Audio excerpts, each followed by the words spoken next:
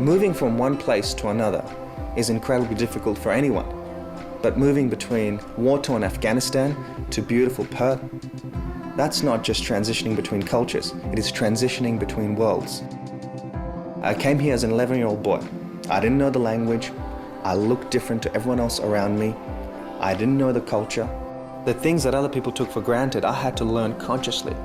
And on top of all this, I was a teenager. My mum's my hero. Not only has she adjusted to this Australian culture, but she has thrived. She has retrained as a nurse, and she's made a home for us here. When Akram and his family arrived in Australia, he wasn't very conversant in English, he wasn't particularly motivated to study, but some teachers identified fairly early on that he had talent, that he was intelligent, and they offered to spend some extra time with him, and his response to that was quite remarkable.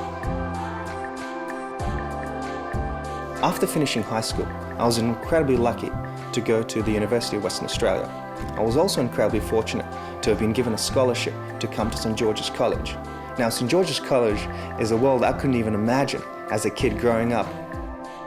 So when Akram started at St George's College, immediately he fully immersed himself in the life of the college, got fully engaged, and the college, with all of its different opportunities, was wonderful for Akram, and equally he was wonderful for the college. While living at St George's College, our chaplain, Richard Pengelly, approached me and asked me if I'd be interested in going up north and mentoring some young Indigenous kids. I didn't know what this would involve, but it sounded like a great adventure.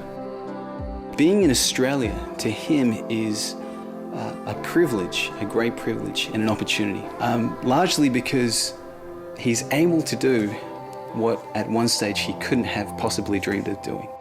The camps essentially have two functions. We take university kids up into the bush, show them a new culture and a new landscape. And to the Indigenous kids, we give them a face to university and present that as a possibility if that is something they would like for their life. The first time I went up to Luma, which is about 200 kilometers east of Broome, I discovered such a rich diversity amongst our Indigenous Australians. I fell in love with that beautiful red dirt, and I fell in love with that gorgeous Kimberley mob. And in the process, I learned a little bit about myself too. And the kids in Luma absolutely love their land. They love showing you around, they love sharing their local knowledge with you, and their eyes just light up every time you ask them about family. He's been extremely successful. He will graduate in the coming months with a degree in 3 areas. Where will he be in the future? Well, my response to that would be anywhere. I mean, a politician, he could be Prime Minister of Australia. With my unique background, with my education, and with my community work, I would love to help contribute to Australians having a deeper sense of connection to this land and to this country.